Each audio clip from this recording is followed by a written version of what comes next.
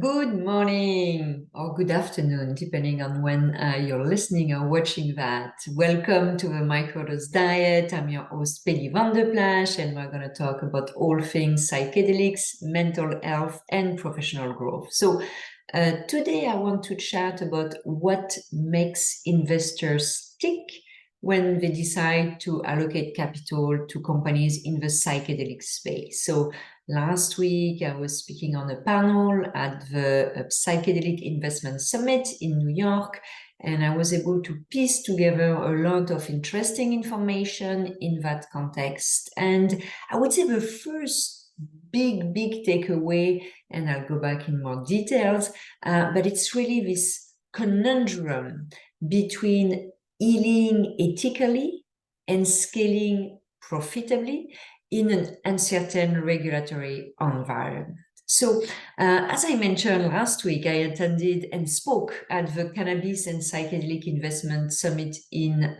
New York. And the event is really targeted to investors in the space, family offices, high net worth individuals who have already allocated capital into the psychedelic industry. And I thought it was very interesting on the back of Wonderland, which happened 2 weeks ago, to compare and contrast the perspectives. And there were several commonalities, actually. The first commonalities was really the importance of preparation and integration when taking a psychedelic journey.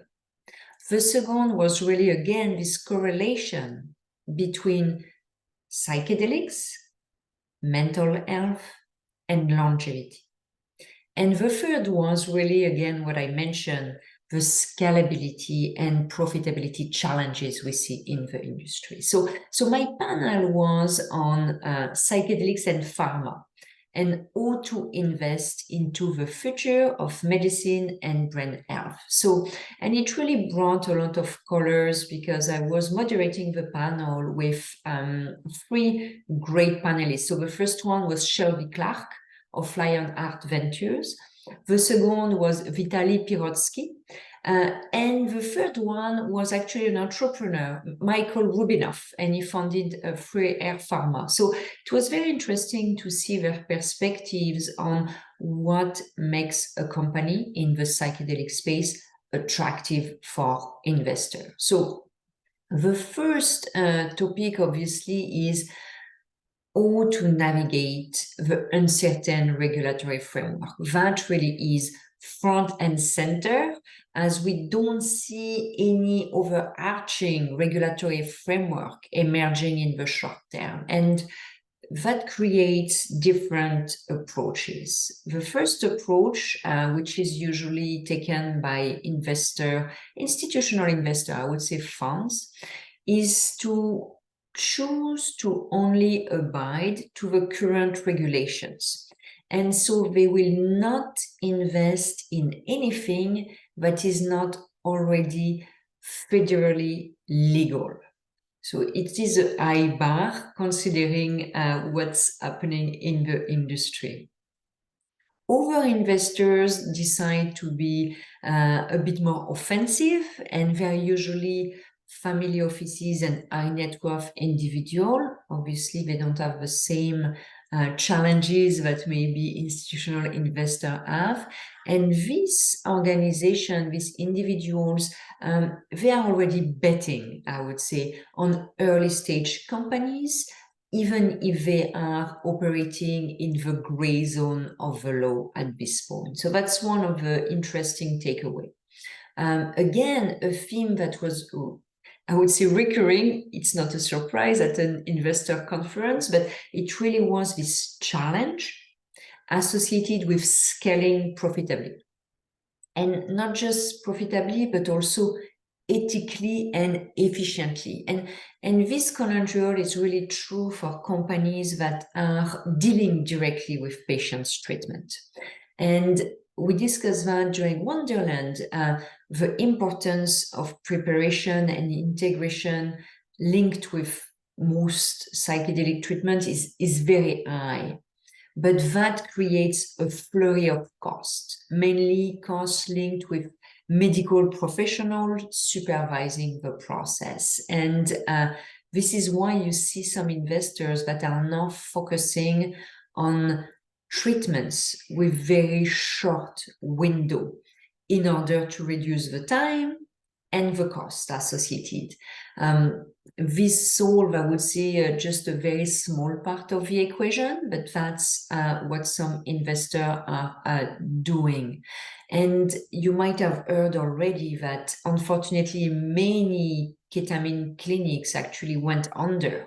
And that creates a new dynamic in the space. So what you see now at ketamine clinics is group treatment.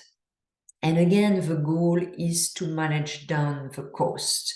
It's not necessary because group treatments are more efficient, even if I'm sure that's the marketing angle that is associated, but it is mostly because it reduces the cost and the need for multiple health professionals. So, and really this cost management that is happening in the industry makes many nervous in terms of the quality of the treatment, but also of the ethics in the way patients are being taken care of. And you also see do-it-yourself ketamine treatments, such as the one that are offered by the company, a company called Mindblue. You can Google that. And that is obviously another way to cut down costs, because you have a call with a practitioner online who decides if yea or nay you're a right candidate for the treatment. Then you're sent your ketamine by the mail. You have an app that you're listening to when you're going under during your treatment. And then you have a community of participants in order to help you with the integration. So I have to say that from my perspective, I would not do a large dose treatment trip based on the guideline of an app and the integration of a community of participants. I really don't think that, I understand that from a cost perspective and a convenience perspective, it is a great approach. Not sure about the safety and the efficiency of the treatment. So I really believe in giving more power to the patient or participant. That's really the way I envision healthcare, more power to each of us.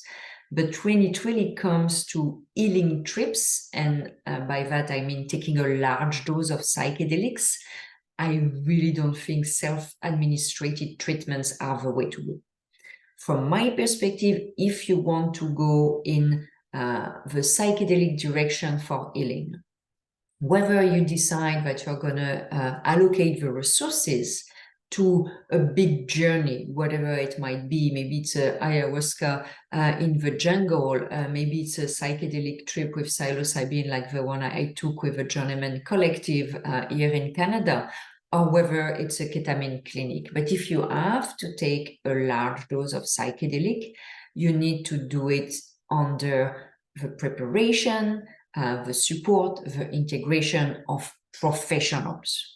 These professionals might be shamans, they might be medical staff, keeping in mind that the tradition of shamanism is way more complete and has way more centuries of experience than medical, but you need to choose that. Or you decide that you microdose psilocybin, which is really, or LSD or something else, but that you microdose. And that is a very small treatment. Because if you do self-managed, self-administrated, you need small dose. And if you decide to do for large dose, once again, you need to have a professional before, during, and after. But from my perspective, it is non-negotiable. And, you know, I did hear stories of people having great experience doing a macro dosing trip in their basement, under the supervision of a friend, a family member.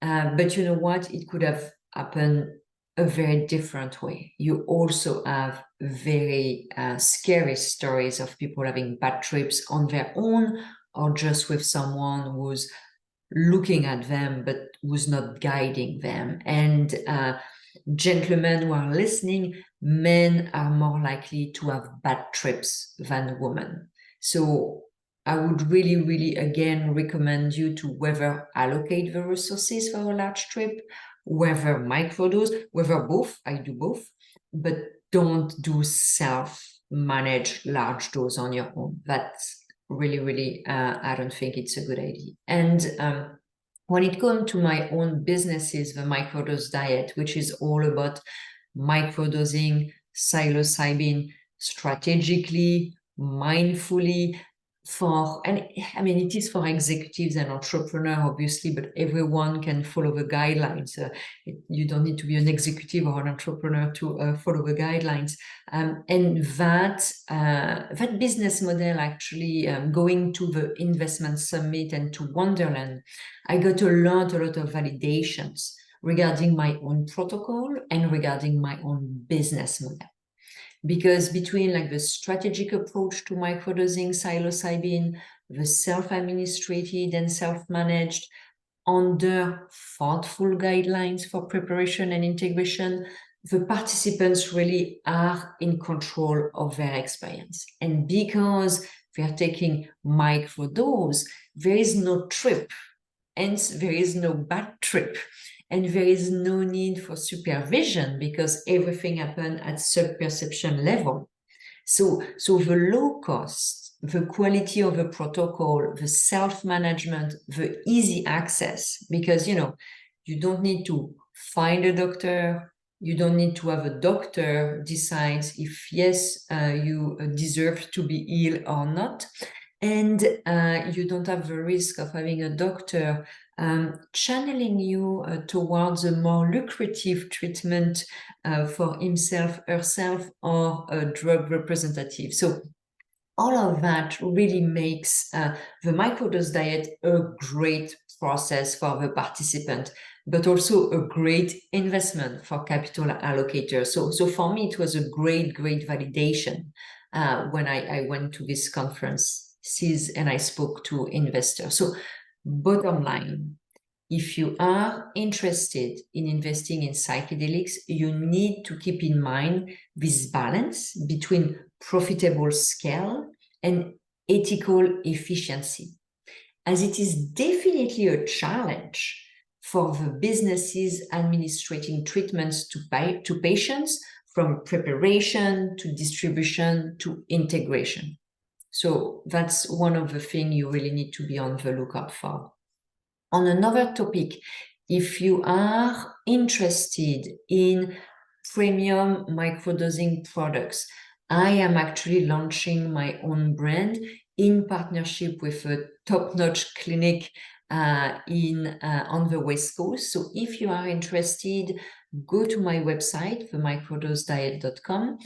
Put yourself on the wait list because the quantities will be limited. So it is really premium quality products under the supervision of experts. The products you will receive is going to be top notch. So really, if you're interested, put yourself on the wait list. So going back to what I learned at the investment summit. So once again, the correlation between psychedelics, mental health, and longevity was front and center in the discussion. And it seems more and more obvious for investors, but also for actors in the space, that the first determinant of health is mental health.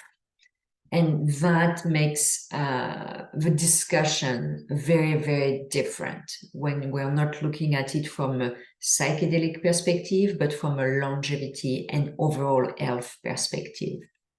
And storytelling is taking a large place in the industry evolution.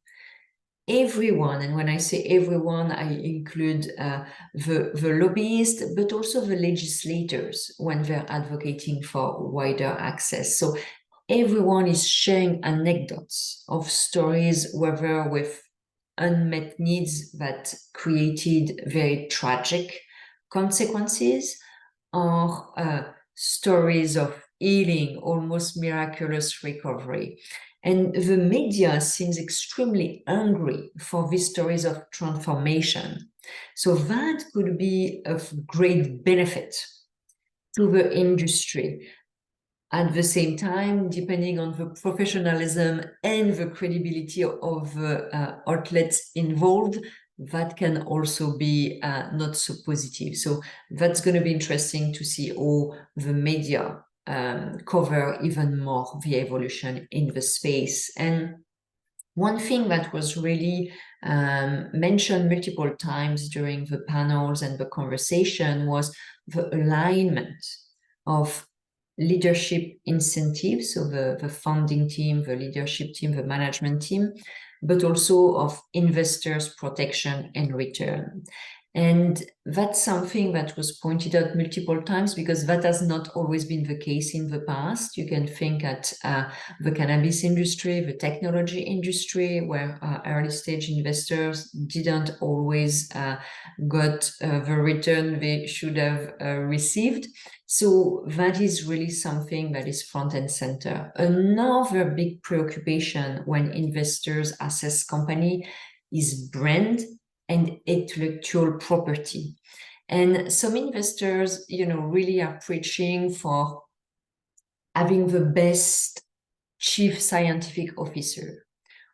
Other investors are from the mind that you need the best chief marketing officer. And a third group is thinking that actually you need the best chief legal officer. And this choice obviously greatly depends on the business model of the company that is assessed, the distribution channel, but also if they're treating with patients' treatment directly. But these are the different approaches: marketing, legal, scientist.